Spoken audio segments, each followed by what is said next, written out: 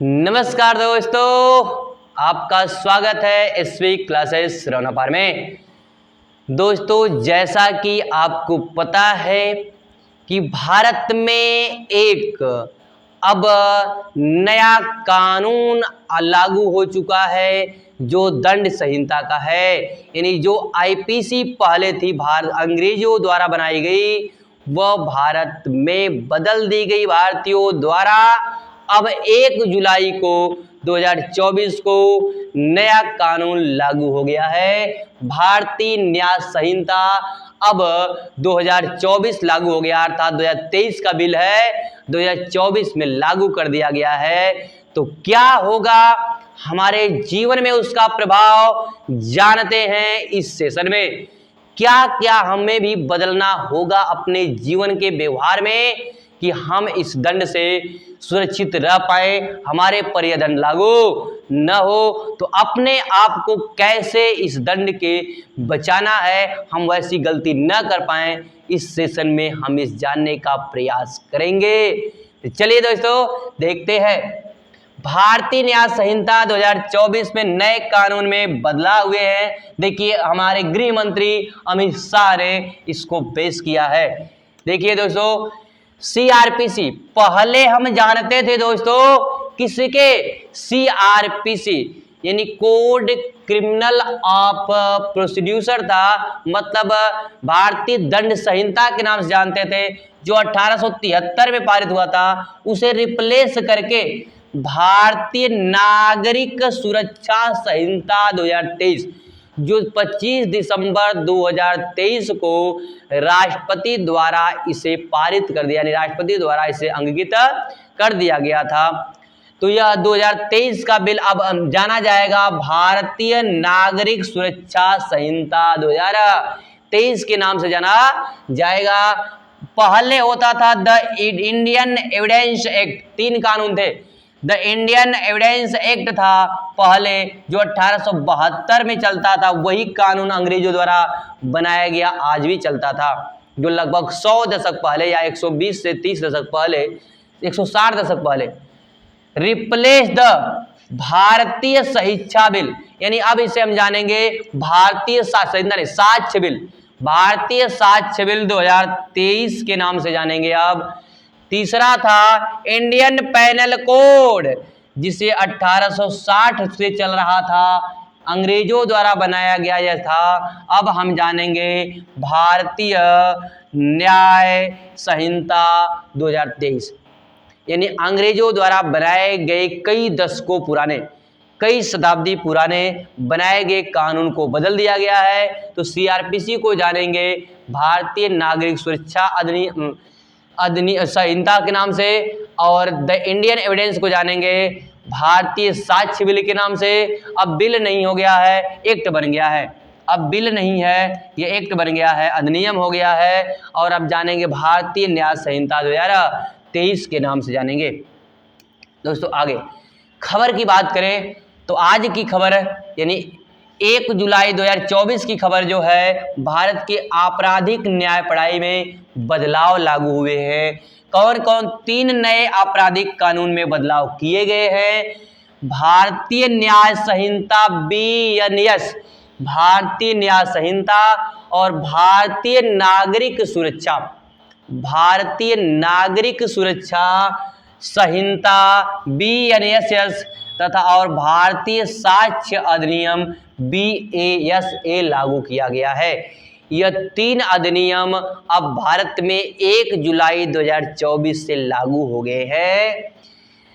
उद्देश्य क्या था, तो भारतीय संहिता आईपीसी को यानी बदलकर दंड प्रक्रिया संहिता सीआरपीसी को बदल गया।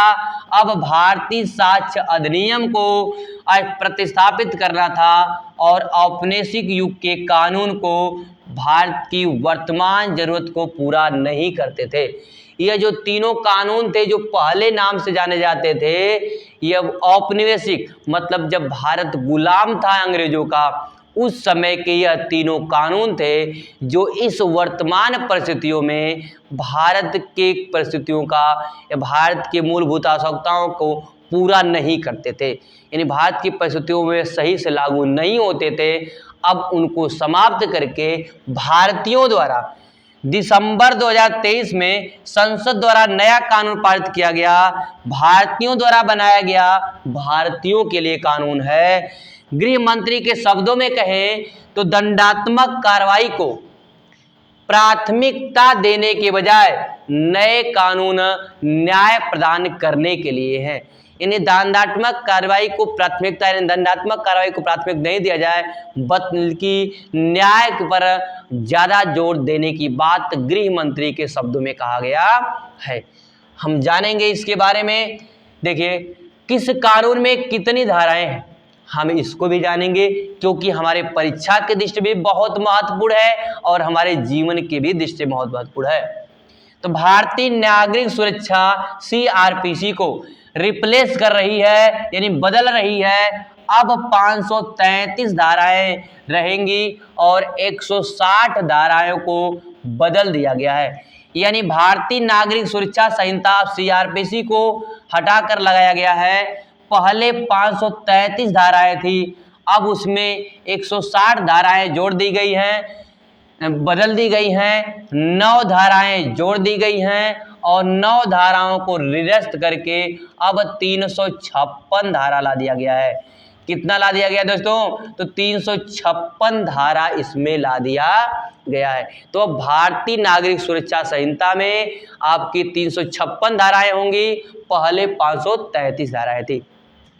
भारतीय न्याय संहिता IPC के रिप्लेस कर रही हैं। इसमें पहले 511 धाराएं के स्थान पर अब 356 है। पहले 511 धाराओं के स्थान पर कितना है? 356 धारा लाया गया दोस्तों। 356 धारा इसमें भी कर दिया गया है। 175 धाराओं को बदला दिया गया है। 8 नई धाराएं जोड़ दी गई हैं और 22 धाराओं को निरस्त कर दिया गया है। तो अब 356 आ गया किसमें? अब किसमें? भारतीय न्याय संहिता में। जबकि भारतीय साक्ष्य विधेयक एविडेंस एक्ट को रिप्लेस कर रहा है, मतलब द एविडेंस एक्ट जो पहले था उसको रिप्लेस कर रहा है। इसमें पहले 167 की धाराएं के स्थान पर 170 धाराएं होंगी। पहले 167 थी, अब 170 रहेंगी। 23 धाराओं में बदलाव किया गया है। एक नई धारा जोड़ी गई है और 5 धाराएं निरस्त की गई है। एक नई धारा जोड़ी गई है और 5 निरस्त कर दी गई है। यह बदलाव हमारे कानून में किए गए हैं। यानी अब भी हम तो उसी का नकल मारे हैं, हमने ज़्यादा परिवर्तन नहीं किया, लेकिन देखते हैं क्या प्रभाव पड़ता है हमारे जीवन में। चलिए आगे देखते हैं। पहले यह जानते हैं कि अब नाम कुछ बदले गए हैं। कुछ धाराओं के नाम बदले गए हैं और सजाएं और सब कुछ वैसे ही है, केवल धाराओं के नाम बदले गए। जैसे इंपॉर्टेंट धारा में पहले हत्या थी, हत्या को हम 302 धारा में रखते थे। IPC की धारा में हम 302 में रखते थे। अब वह IPC के धारा को हम 101 में रख दिए। यानी अब अगर कोई हत्या करता, हत्या के मामले में उसे केस होती है, उस पर धारा लगेगी तो 101 धारा लगेगी। अब कोई 302 आपको कहता है तो आप डरने की आवश्यकता नहीं है। अब वही धारा का नाम बदलकर 101 कर दिया गया है। धोखाधड़ी है, धोखाधड़ी पहले 420 में था, अब उस धारा का नाम बदलकर 316 कर दिया गया है। भाड़ हंगामा है, पहले 144 धारा लागू होती थी, अब 187 धारा लागू होगी। अब 144 नहीं लागू होगी, अब 187 लागू होगी। धारा नंबर 144 लागू होती थी, अब 187 लागू होगी। पहले देश के खिलाफ षड्यंत्र रचा जाता था तो 121 था, अब बदल कर 145 लागू होगी। अब 121 नहीं 145। देश के खिलाफ गतिविधियां जो थी वह धारा 121A था, अब धारा 146 लागू होगी। धारा 146 लागू होगी। मानहानि के मुकदमे होते थे, मतलब आपको कोई अपमानित करता था, आपको कोई झूठा आरोप लगाता था या आपका कोई मजाक करता था तो वह धारा 449 थी, अब धारा 354 लागू होगी। पहले रेप होता था तो धारा 376 लगती थी, अब धारा लगेगी 63। रेप में 64 सजा में, गैंग रेप में 70 होगी। यानी 63 रेप में लगेगा, 64 सजा में लगेगा, यानी और गैंग रेप में 70 लगेगा, जबरदस्ती में 70 लगेगा, यानी गैंग रेप मतलब कई लोग मिलकर कर रहे हैं तो धारा नंबर 17 लगेगी। मानहानि, मानहानि सेक्शन 449 और 500, अब धारा 354 है, धारा 354 है। धरना है, प्रदर्शन है, दंगा है, फसाद है। अब यह 144, 148, 149 पहले लगता था, अब नया सेक्शन लागू किया गया है, उसके लिए नया सेक्शन जोड़ा गया है। और निषेधाज्ञा के उल्लंघन पर अब सेक्शन नंबर जो जोड़ा गया है वह है नया सेक्शन जोड़ा गया। क्या जोड़ा गया है? तो नया सेक्शन। यह हमारे क्या है, कानून में बदलाव है।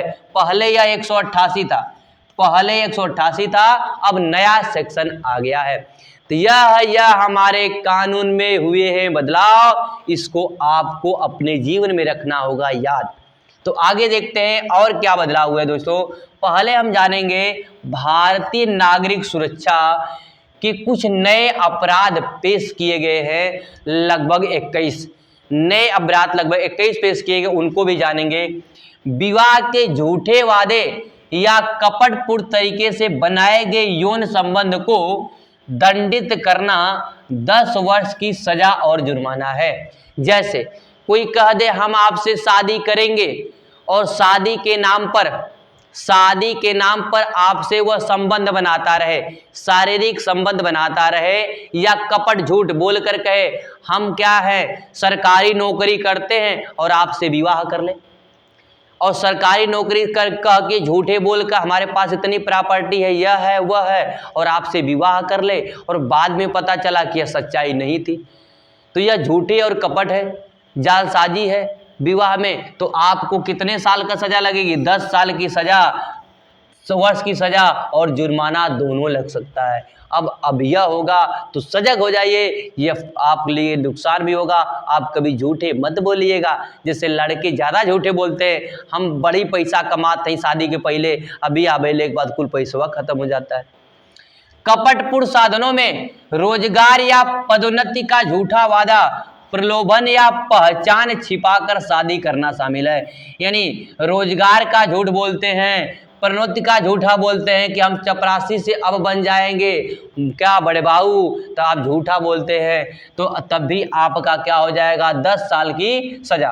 पहली बार नस्ल, जाति या समुदाय के आधार पर हत्या को एक अलग अपराध के रूप में मान्यता दी गई है। हत्या को एक अलग नस्ल या समुदाय के आधार पर हत्या को एक अलग रूप दिया गया है। अर्थात मॉब लिंचिंग की समस्या को निपटने के लिए 2018 में सुप्रीम कोर्ट द्वारा केंद्र को निर्देश दिए गए थे कि कोई धर्म के आधार पर या भीड़ भाड़ में जाति समुदाय के आधार पर कोई मार देता है, तड़पा देता है, पीट देता है, या कोई भीड़ में कोई व्यक्ति जा रहा है, किसी खराब काम कर रहा, जनता बटुर गई और उसको पीट दी, तो वह एक मॉब लिंचिंग थी। एक व्यक्ति को कई लोगों द्वारा भीड़ में उसे परेशान करना, उसे मारना, उसे पीटना, उसे तड़पाना, यह मॉब लिंचिंग का है। अब इस मॉब लिंचिंग को भी अलग से धारा में जोड़ दिया गया, पहले यह नहीं था। तो खास करके धर्म में होता है और जाति में होता है। तो ये मॉब लिंचिंग यानी भीड़ भाड़ में किसी को परेशान करना या भीड़ भाड़ में किसी को मारना पीटना, ये मॉब लिंचिंग कहलाता है, उसको भी अलग से जोड़ दिया गया है। भारतीय न्याय संहिता क्या है? अब तक पढ़ रहे थे भारतीय नागरिक सुरक्षा, अब भारतीय न्याय संहिता क्या है? तो संगठित अपराध और आतंक जैसे अपराध की सामान्य कानून में शामिल कर दिया गया है। तो जैसे संगठित अपराध थे और आतंक जैसे अपराध थे, अब वो सामान्य कानून में आ गए हैं। मतलब जैसे पहले सामान्य कानून में था, जब आदमी था कि भारत का नागरिक है और चल रहा है, कोई गलती कर दिया, कोई जानबूझ के गलती नहीं, गलती से गलती हो गई, उसको सामान्य अपराध कहा जाता था। लेकिन अब क्या किया गया कि आतंकवादी है और या तो अपराध कर रहा है तो सामान्य ही है, संगठित है तब भी वह सामान्य ही है, यानी अब सामान्य तरीके से भी उसको हैंडल किया जाएगा। इससे पूर्व प्रावधान यूएपीए और कुछ राज्य विशिष्ट कानूनों में शामिल था। इससे पहले यह अपराध क्या था कि कोई राज्य का अलग से कानून, जैसे उत्तर प्रदेश में अलग है, हिमाचल प्रदेश में अलग था, यह अपराध के लिए था कि चलिए आतंकवाद के लिए कानून था। लेकिन अब क्या है, सामान्य कानून है, यानी अगर आप कहीं भी वैसे ही कार्य करेंगे कि लगेगा सरकार कोई आतंकवादी है या आतंकवादी तरीके से कार्य कर रहा है तो उस पर सामान्य कानून लागू कर दिया जाएगा, यानी सामान्य तरीके से उसे एफआईआर दर्ज हो जाएगा, उसे पकड़ा जाएगा, जो कार्रवाई उचित होगी वह किया जाएगा। धारा 111(1) के अनुसार संगठित अपराध को लेकर भी सजा का प्रावधान है। ये नए कानून में धारा 111(1) नए कानून में धारा 111(1) में संगठित अपराध को लेकर भी सजा का प्रावधान किया गया। संगठित अपराध होगा तो उसके लिए सजा का क्या क्या प्रावधान होगा, ये धारा 101 में है। जैसे अपहरण है, डकैती, वाहन चोरी है, जबर वसूली है, अनुबंधन हत्या है, आर्थिक अपराध आदि शामिल है। अगर आप इसमें से कोई भी अपराध करेंगे, अपहरण करते हैं, वाहन चोरी करते हैं, जबरन वसूली करते हैं, अनुबंधन हत्या करते हैं, आर्थिक अपराध करते हैं, तो आपको धारा 111 के तहत कार्रवाई की जाएगी। खंड 304(1) में स्नैचिंग को अलग अपराध के तौर पर शामिल है। स्नैचिंग का मतलब क्या होता है कि जैसे आप मोबाइल छोड़ कर लेके भाग जाते थे, माला छीन कर लेके भाग, यानी तत्काल में जो चोरी करते थे, अचानक से जो चोरी करते थे लोग, उसको पहले नहीं माना जाता था, अब उसको अलग से कानून बना दिया गया है। कहा गया चोरी और स्नैचिंग दोनों को 3 साल की जेल होगी। चोरी भी करेंगे, स्नैचिंग करेंगे, दोनों को 3 साल की सजा होगी। और समझ में आ रहा है कि पहले चोरी भी खाली होती थी, स्नैचिंग नहीं थी, अब स्नैचिंग भी शामिल है। तो सावधान रहिए, कभी भी लालच में आकर कोई स्नैचिंग मत करिएगा, मोबाइल किसी का मत छीनिएगा, किसी का हार मत छीनिएगा, ऐसा कार्य मत करिएगा। अब धारा 377 को समाप्त कर दिया गया, यह सबसे बुरी खबर है। 377 को समाप्त करना, 377 में क्या था दोस्तों, यह हम जानने का प्रयास करते हैं। तो 377 में क्या था कि यौन संबंध था, कि अगर कोई व्यक्ति जबरदस्ती यौन संबंध करता है, जबरदस्ती, तो उस पर कार्रवाई की जा सकती है। अब उसे समाप्त कर दिया गया। अगर कोई व्यक्ति जबरदस्ती भी यौन संबंध करता है तब उस पर कार्रवाई नहीं की जाएगी, अर्थात उस पर कोई भी अपराध नहीं माना जाएगा, यानी यौन संबंध को लगभग मुक्त कर दिया गया है। लेकिन यह भारतीय परिस्थितियों में यह अभी दुखदायी है। अभी भारत में इतना लोकतांत्रिक नहीं है, इतना समुदाय पढ़ा लिखा नहीं है कि यौन संबंध को लेकर वह सक्रिय है। तो यह भारतीय समुदाय के लिए बहुत दिक्कत है। अगर ऐसा हुआ तो यौन संबंध ज़्यादा तेजी से बढ़ जाएगा और ये नुकसान भी हो सकता है। और दूसरा है, जैसे आपके उभय लिंग है, मतलब जैसे आपके नाचने गाने वाले जो होते हैं, यानी उभय लिंग जो 2 लिंगी होते हैं, या जिसे आप लोग सामान्य भाषा में कहते हैं वैसे। दूसरा है जैसे क्या होता है एक ही लिंग के, जैसे पुरुष पुरुष और महिला महिला, यानी एक होता है ना समलैंगिक में भी ऐसा होता है कि उनके यौन उत्पीड़न से वो परेशान होते हैं, तो उनके लिए भी कोई कानून इसमें शामिल था, वो भी नहीं है। तो 377 धारा हटाना ये नुकसानदायक होगा भारतीय परिस्थितियों के लिए, ठीक है। तो 377 धारा हटा दी गई है। आगे दोस्तों क्या है, जरा देखते हैं भारतीय नागरिक सुरक्षा संहिता क्या है। भारतीय नागरिक सुरक्षा संहिता में क्या है, यानी CRPC में क्या है। तो भारतीय नागरिक सुरक्षा संहिता BNS आपराधिक प्रक्रिया संहिता CRPC का स्थान लेगा। कानून के प्रक्रियात्मक पहलू से संबंधित CRPC 484 की तुलना में BNS से 531 धाराएं हैं। कितना धाराएं इसमें है, तो 531 धाराएं हैं। पहले कितना थी, तो 484 धाराएं थी। तो कह रहा पुलिस हिरासत की अवधि को 15 दिन में बढ़ाकर 90 दिन कर दिया गया। प्रावधान क्या था, पहले पुलिस हिरासत में कोई व्यक्ति 15 दिन रहता था, अब क्या किया गया है कि 15 दिन के बाद 15 दिन, फिर 15 दिन, फिर 15 दिन, फिर 15 दिन, यानी ऐसे करते करते आप 90 दिन तक जा सकते हैं। पहले मैक्सिमम कितना था, 15 दिन था, अब मैक्सिमम कितना है, 90 दिन है। तो 90 दिन तक पुलिस हिरासत में रह सकती है। यह क्या होगा, इससे पुलिस की जो होगी न्याय प्रणाली वो ज़्यादा मजबूत हो जाएगी। यह पुलिस दुरुपयोग भी कर सकती है, इसका दुरुपयोग भी पुलिस कर सकती है। व्यक्ति को अपने स्थान पर ले जाकर, अपने यहाँ ले जाकर कुछ भी पूछताछ करा सकती है। थोड़ा सा पुलिस को अधिक बल दे दिया गया है, पुलिस को अधिक बल दे दिया गया है। यह थोड़ा सा हो सकता है भारतीय परिस्थितियों में नुकसान हो। अनुपस्थिति में परीक्षण, अपराधी व्यक्ति की अनुपस्थिति में भी मुकदमा चलाया जा सकता है। अब एक और जोड़ा गया है कि अगर व्यक्ति कोई नहीं है, और उस पर मुकदमा अपराध है तो उस पर भी मुकदमा चलाया जा सकता है। मान लीजिए कोई व्यक्ति चला गया विदेश अपराध करके, तब भी मुकदमा उस पर चलाया जा सकता है। अगर उपस्थित है या न है तब भी दोनों परिस्थितियों में मुकदमा चलाया जाएगा। यदि किसी आरोपी के नाम पर एक से अधिक अपराध है तो नया कानून वैधानिक जमानत का प्रावधान भी हटाया। मतलब किसी व्यक्ति पर एक से अधिक अपराध है तो जैसे आपको मिल जाती थी बेल, जिसे कहा जाता था इंग्लिश में आपको तत्कालिक बेल, तुरंत जाने पर बेल मिल जाती थी आपको न्यायालय से कि चलिए हम अपराध किए हैं, हम कोई कोर्ट में केस लड़ लेंगे, जब भी बुलाएंगे हम आ जाएंगे। तो आपको बेल दे दिया जाता था, चलिए जाइए आप घर पे रहिए, आप यहाँ मुकदमा लड़िए। लेकिन अब क्या है, अगर आप पर एक से अधिक अपराध है तो आपको बेल नहीं मिलेगी, आपको जेल में ही रहना होगा, वहीं से मुकदमा लड़ना होगा। आपराधिक मामलों में फैसला सुनवाई पूरी होने के 45 दिनों के भीतर आना चाहिए और पहली सुनवाई के 60 दिनों के भीतर आरोप तय किए जाने चाहिए। कहा गया है अब जैसे लोग क्या होता था, सुनवाई कर लेते थे, सुनवाई हो जाती थी, फैसला सुरक्षित हो जाता था और कई महीनों बाद आता था, 1 साल 2 साल 4 साल भी लग जाते थे। अब कहा गया है कि अगर सुनवाई पूरी हो गई है तो 45 दिन के भीतर फैसला देना अनिवार्य है। साथ ही साथ यह भी कहा गया है कि अगर पहली सुनवाई हो गई है तो 60 दिन के अंदर, 60 दिन के ही अंदर आरोप सिद्ध होना चाहिए, आरोप तय होना चाहिए, यह कहा गया है। पहले क्या होता था, सुनवाई हो गई पहली तो कई साल लग जाते थे, आरोप ही तय नहीं हुआ था कि कौन मारा है कौन नहीं मारा, कैसे क्या हुआ, कुछ भी नहीं पता चलता था। अब आरोप तय होना चाहिए। अगला है दोस्तों, भारतीय नागरिक सुरक्षा संहिता में क्या है, बलात्कार पीड़ितों की जांच करने वाले चिकित्सा विशेषज्ञों को 7 दिनों के भीतर अपनी रिपोर्ट अधिकारी को सौंपनी होगी। अब कह दिया गया है कि अगर कोई बलात्कार हुआ है और उसकी डॉक्टर जो मेडिकल करने वाले हैं, अगर वो मेडिकल कर रहे हैं तो वह केवल 7 दिन के भीतर ही रिपोर्ट देनी होगी, 7 दिन से ज़्यादा नहीं। पहले क्या होता है, महीने 2 महीने 4 महीने भी लग जाते थे।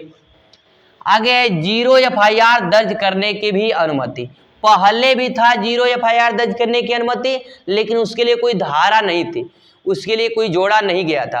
अब क्या किया गया है, भारतीय नागरिक सुरक्षा में धारा बना देके जोड़ दिया गया है।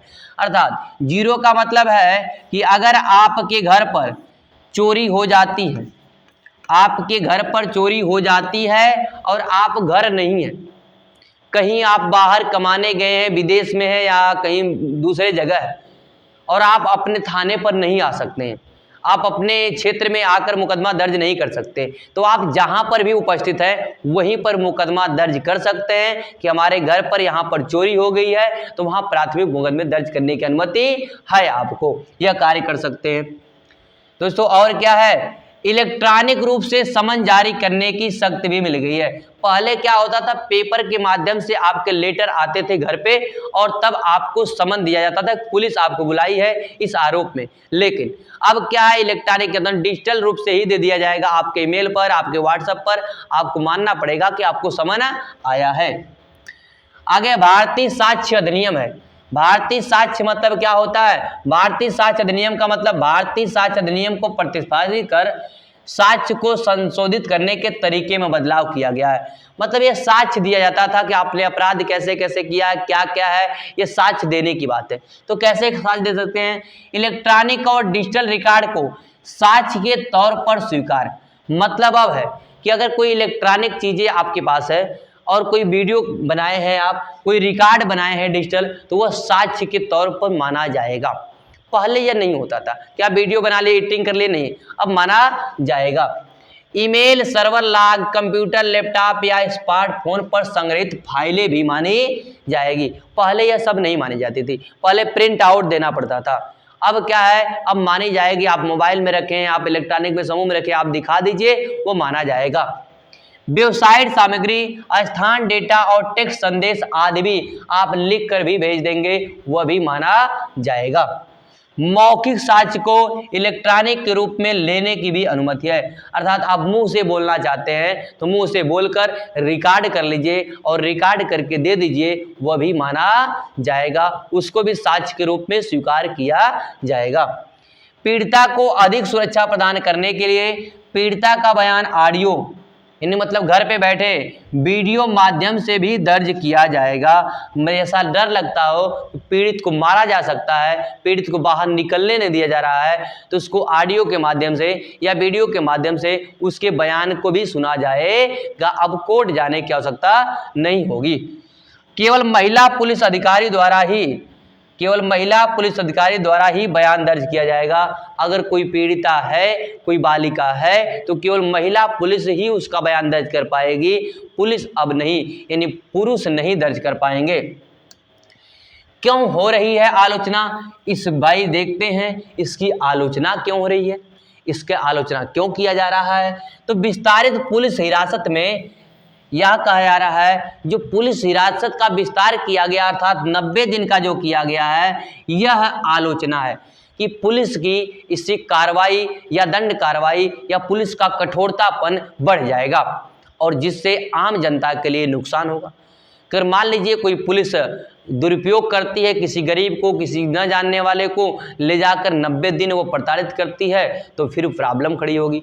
दूसरा है पुलिस अधिकारियों को विवेकाधीन शक्तियां यूएपीए अथवा भारतीय न्याय संहिता कह रहा है, पुलिस अधिकारियों को विवेकाधीन शक्तियां जो मिल गई अर्थात जो 90 दिन मिल गया उसका विवेक ज़्यादा हो गया कि अब पुलिस जो इच्छा करे वो करे, ज़्यादा उस पर कार्रवाई नहीं होगी। वो विवेक उसका ज़्यादा बढ़ गया, वो अपने विवेक पर जो कर सकती है, जितना न्याय दे सकती है, वो पुलिस पर निर्भर करेगा।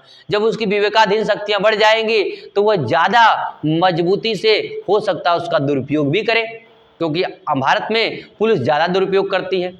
साथ ही साथ अस्पष्ट रूप से परिभाषा अपराध है आतंकवाद, संगठित संप्रभुता को खतरे में डालने वाले वाक्य।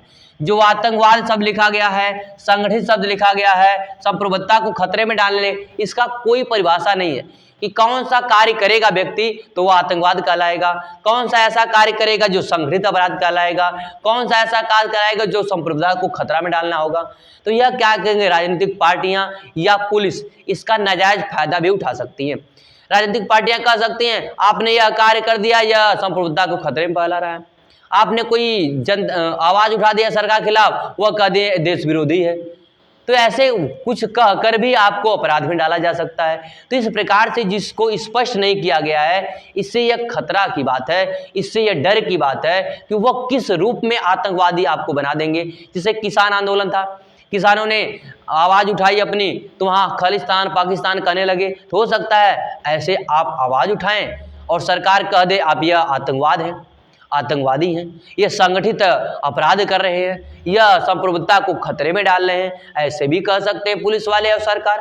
तो यह हो सकता है कि यह हमारे लिए यह कानून नुकसान दे देगा। धारा 377 को समाप्त करना, हाँ, यौन इससे बढ़ सकता है, क्योंकि अब जबरदस्ती भी बाहर कर दिया गया है तो इससे समस्या होगी कि बहुत ज़्यादा बढ़ सकता है।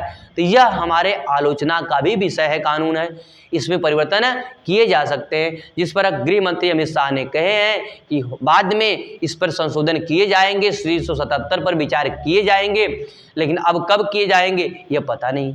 तो ज़्यादातर क्या हुए, केवल धाराएं बदली गई हैं।